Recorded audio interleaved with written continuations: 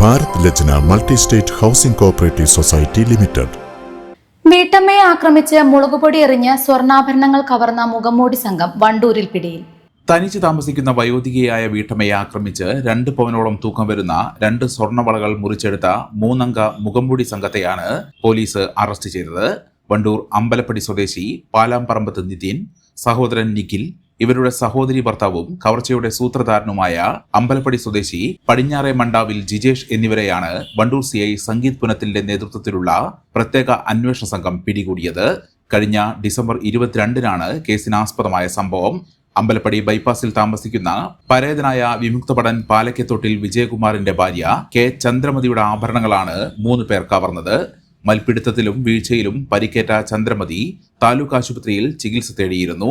തുടർന്ന് ജില്ലാ പോലീസ് മേധാവിയുടെ നിർദ്ദേശപ്രകാരം നിലമ്പൂർ ഡിവൈഎസ്പി സാജു കെ അബ്രഹാമിന്റെ നേതൃത്വത്തിൽ പ്രത്യേക അന്വേഷണ സംഘം രൂപീകരിച്ച് നടത്തിയ പഴുതടച്ച അന്വേഷണത്തിലാണ് പ്രതികൾ വലയിലായത്.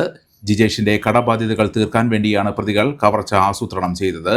ഓട്ടോ ഡ്രൈവറായ ജിജേഷ് മുൻപ് പലപ്പോഴും ചന്ദ്രമതിക്ക് വേണ്ടി ട്രിപ്പ് പോയിരുന്നു. ചന്ദ്രമതി തനിച്ച് താമസിക്കുകയാണെന്നും ഇവരുടെ പക്കൽ സ്വർണ്ണാഭരണങ്ങൾ ഉണ്ടെന്നും മനസ്സിലാക്കിയ ജിജേഷ് കവർച്ചയ്ക്ക് വേണ്ട പദ്ധതികൾ ആസൂത്രണം ചെയ്തു.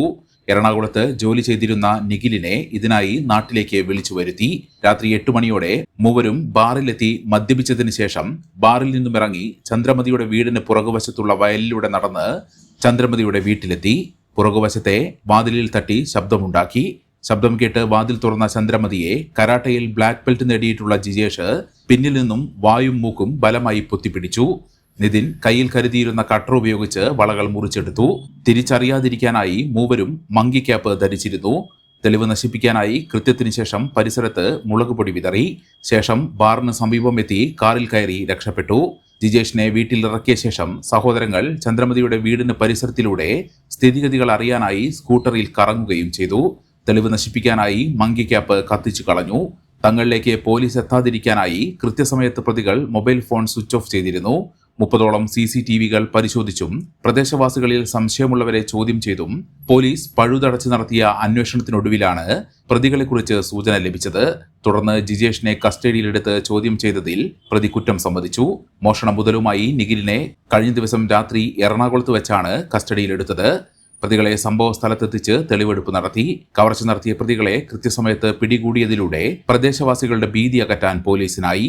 SI-മാരായ O Vasudevan, VK Pradeep, senior CPO-മാരായ Muhammad Shifin, K Riyas, Mahesh CM, Sajeesh T, squad അംഗങ്ങളായ Sunil Mampad, Ashif Ali, Jio Jacob, Sajeesh K, Krishnadas, Sabir Ali, Sajesh CK, T Nibin Das, Abhilash Kaippini എന്നിവരും അന്വേഷണ സംഘത്തിലുണ്ടായിരുന്നു. The Kottakkal Cooperative Urban Bank Limited, Head Office, Kottakkal. Phone 0483 274 2246.